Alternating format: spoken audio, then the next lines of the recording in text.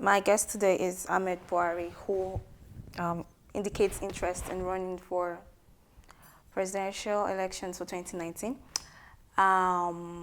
Let's get you to introduce yourself, sir. My name is Ahmed Buhari. I am from Kwantogora in Niger State. And I think one of the reasons why I'm here today is because I made an open declaration on the 1st of October 2016 to want to run for the highest office of the land. My decision was born out of my desire to see things happen differently. At that point in time, I had decided that I was going to stop standing on the sidelines and pass comment of disdain, comment of discontent, or whatever kind of feelings that we had towards Nigeria. And if we really think we have something to offer, I just thought at that point in time we should step to the fore and offer possible solutions to fix the country.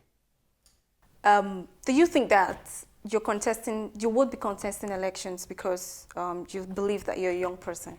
No, I don't think age should be the criteria for good leadership. Like I've always said, I think age is not a function for good leadership, and that people should be more concerned with the content the individual has to produce, and that is on those bases that we should be, clamoring for an individual, not just because he comes from a certain part of the country or because of an age bracket that he falls within. However, age is something that we're all looking at right now, because a lot of people want to hear that a young person from a different age bracket is about to emerge. And I think more than anything, the people have this serious hunger for something entirely different. And I think they have every right to think so, or even desire that, because part of the problems we've had is a generation of people who have held onto power for a very long time. And this problem that we're currently experiencing is because of this original mindset some of them have come with from the 1960s through the Civil War, enmity that have been developed, mistrust that have been developed. And I think personally that my generation thinks differently from all of that. What we want now is see how we can stretch our hands in friendship and do business. I just think if we have an economically viable country, we will really have no reason to be fighting each other. And for whatever has happened in the past with the disagreements from different ethnicities or religions, I think we're prepared to look past all of that, say sorry to whoever we have to say sorry to, turn a new leaf, and this can only be done with new people, not the same old people. Have you ever held leadership positions ever? Well, I am the leader of the Reformation Movement. I've run a business for about 6-7 years now, and all through my educational life, it has always been me in the middle of things when it comes to steering and ensuring that either the organization we're running or the department in a company that we're running. So if that is the kind of leadership you're asking, yes, I have held leadership. Well, you see, those are very, very little, minute group of persons. Yes. And governing 150 persons and over is not a child's play. How about you start from councillorship? How much? How about, you start from being a councillor? Yes, you can start from anywhere you want to start from, really. But again, what I think really would give you good leadership is not just leading, but also being part of teams. And most of us have always thought that what can give you the experience required for good leadership has to be political. I don't think it has to be political. I think the experience required for good leadership can be from any department, can be from any walks of life. And all you need to really focus upon is how well you've been able to manage those small units. Even if you've been a successful family man, that's good leadership. The most important thing we should be looking for are people with integrity, people with good track records, people with good antecedents, and then we can say, fine, we can work with this person. And again, if you're thinking of a leader that thinks it's just going to be in the forefront all the time, I don't think it's always correct. We should be thinking of somebody who can work with teams. We should be thinking of someone who has the ability to listen. We should be thinking of somebody who's dynamic, and all of those kind of things are the things that I think can help us move forward. What do you do for a living? Originally I studied geology, so I started working as a geoscientist with the oil and gas industry. So I worked as a well site geologist for about 7-8 years, after which I moved and I started working with the telecoms. I worked with telecoms for a bit, and recently, 7 years now, I've been running an IT company where we have a lot of young people who come to the hub to develop themselves IT-wise. So I'm the MD CEO. I started the company from nothing, and today we have a lot of people who have passed through the company and are able to run their own businesses, fundamentally to give themselves some sort of financial freedom. So my desire to leave the oil and gas industry was to see how I can be in an environment where I'll be excited about working with young people. At the time we started, I remember we used to go to universities and tell people who probably waiting for their National Youth Service Corps to come over to our hub, and we train them and we let them express themselves. Some of them have amazing ideas, things that they want to develop. Some things don't even seem realistic, but we let them do that because along the line, we find out they are able to do things or pass through things that we could really want to develop upon. So from there, we started doing hackathons, a lot of hackathons as part of our corporate social responsibilities, where we bring people to the hub and see how we can develop strategies or applications where we can actually sell to government or sometimes even for free. And these applications cut across anything around education, security, and marketing. We also have the Kids Can Code program where we bring kids around our vicinity from less privileged schools, bring them to the hub, train them on anything that has to do with technology, and let them understand that there's more to life than just pharmacy, medicine, and engineering, you know. And recently we started the coding for people with special abilities. So we call people like the blind, the cripples, the deaf, and albinos, people with special abilities. So we bring them to the hub because we realize that these people really need to be exposed to other sources of income where they don't have to move from point A to point B because already they really have special problems. So we train them, we equip them, and we tell them how they can make a living from technology. Currently, in Nigeria, we have over 40 registered parties. Are you looking at joining any of these, or are you running? Would you be running independently? Yeah, about 66 of them fully registered as at the moment. I think it's more of a distraction, unfortunately. I think at some point, some of them will start thinking of how to align forces and see how they can flag off credible people out of the existing recycled leadership that we've always had. And I think as it is right now, the law hasn't been passed for independent candidacy. However, I still think it's best we go with an existing political structure. It gives you the ability to penetrate the grassroots better. It gives you the ability to send your message better. And more than anything else, I just think we should not think about this thing in isolation. I think it has to be a collaborative effort. And so when we talk about young people vying for offices, I also want to remind young people watching this that we're looking at people from all facets. We're looking at people from the old region, from the young region, from regardless of gender, ethnicity, and all of those things that have always divided us, and see how we can work together. Because except we're united, I don't see how we can forge ahead. Yes, speaking of being united, lately we have seen a couple of young persons indicate interest in running for presidency. We have Fela Durotoye, we have yourself, we have Gabar Adamu too. Would it be, in error to ask that, all of you young people come together and work together? I'm a strong advocate for young people coming together. The first video we made when we started this whole movement in 2016 was we realized that there's so many people applying for political parties to be registered, and I was appealing to young people at that point in time that we must come together in unification, because if we are being dished out with so many political parties, we will spread ourselves too thin and will become vulnerable, and that is what we don't want to happen to us. So I expect that with what we're doing right now, which I really would like to classify as sacrifice to country, I expect that we're able to identify those of us who have the capacity. Because again, you cannot be in your room and expect to be seen to have the capacity to do what you're thinking you can do.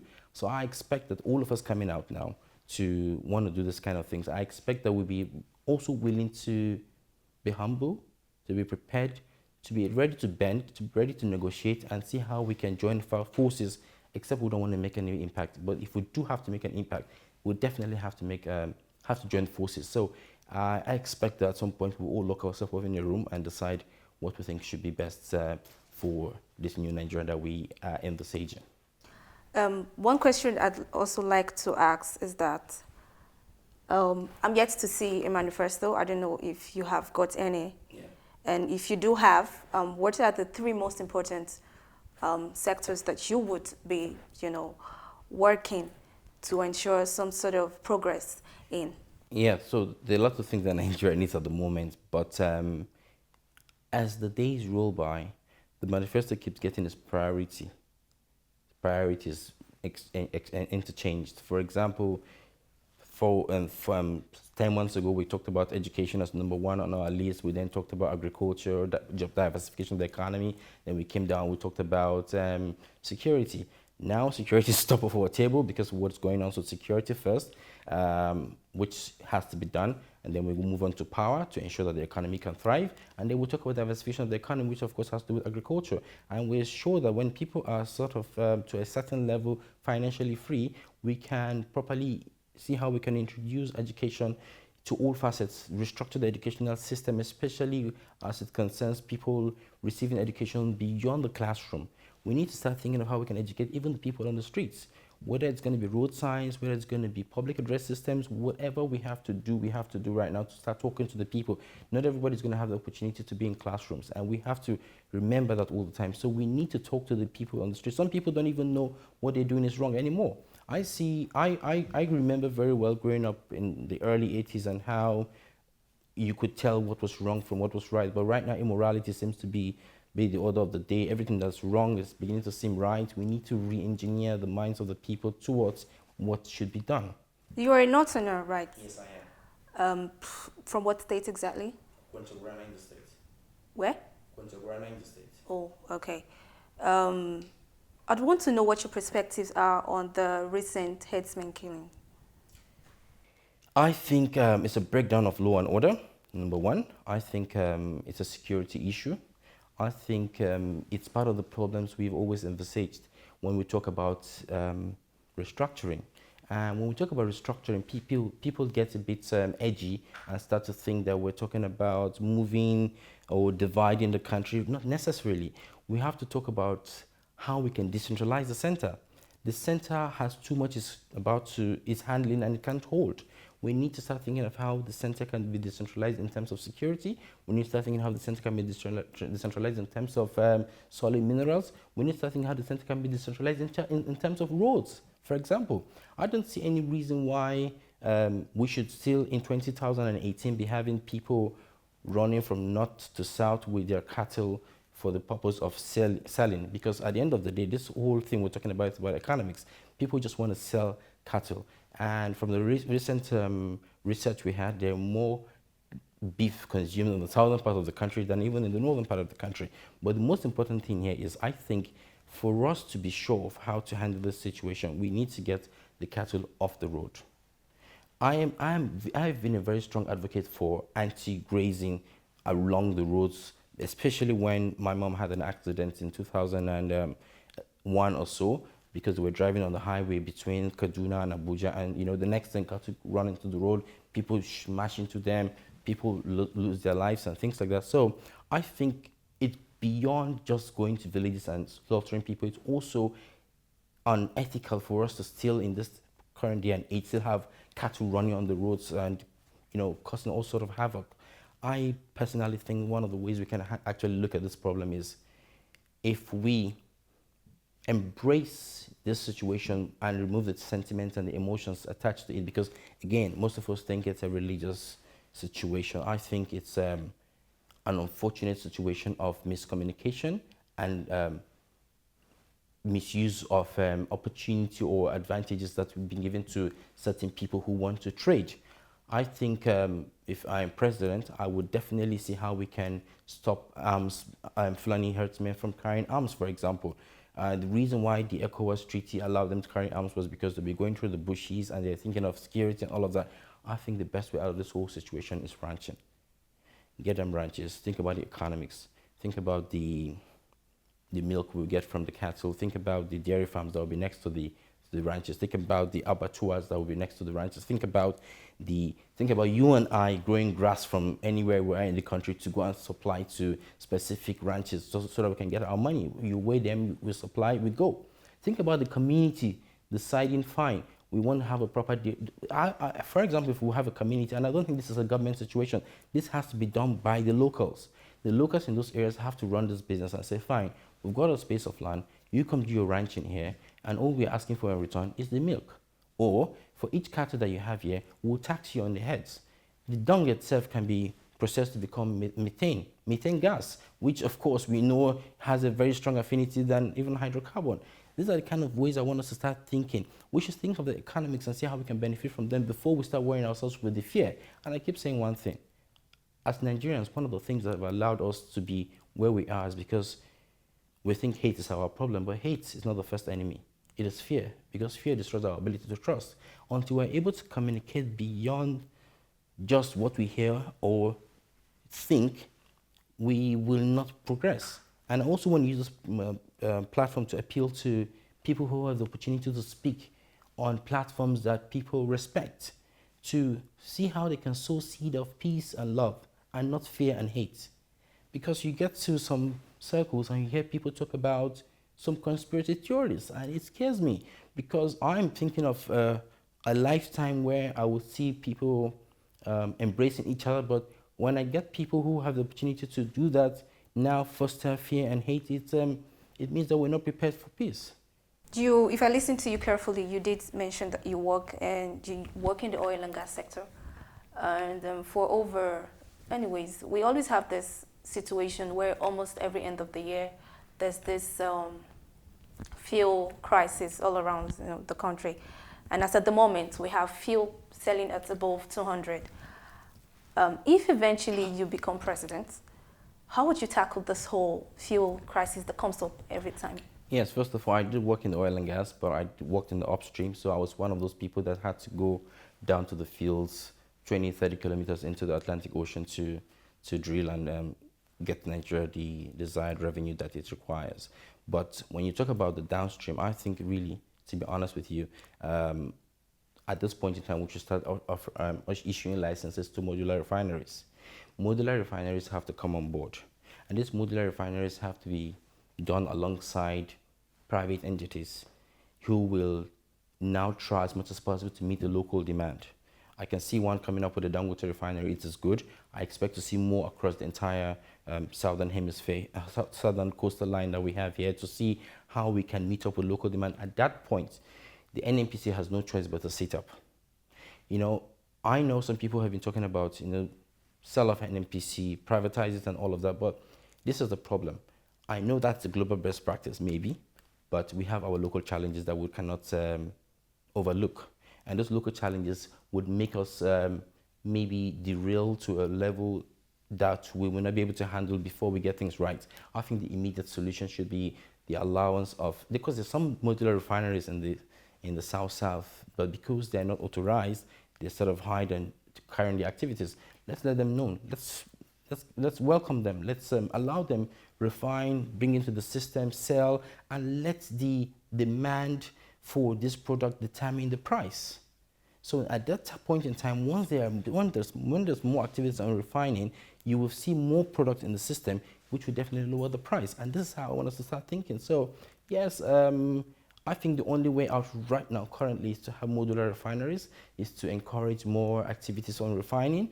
And I'm sure when that happens, the NNPC will start sitting up to ensure that its refineries are working. Otherwise, it will be very relevant. Lastly, what are some of the hurdles, some of the challenges that INEC faced in the past elections that you'd like to see advanced or improved on in the coming election? I think we should have better reporting. I think we should have communication gaps reduced and ensure that the policemen we have at stations are honest to the teeth, to ensure that election malpractices are not being carried on. I think we should be careful as much as to how we expose corpus to whatever kind of havoc we have during election days.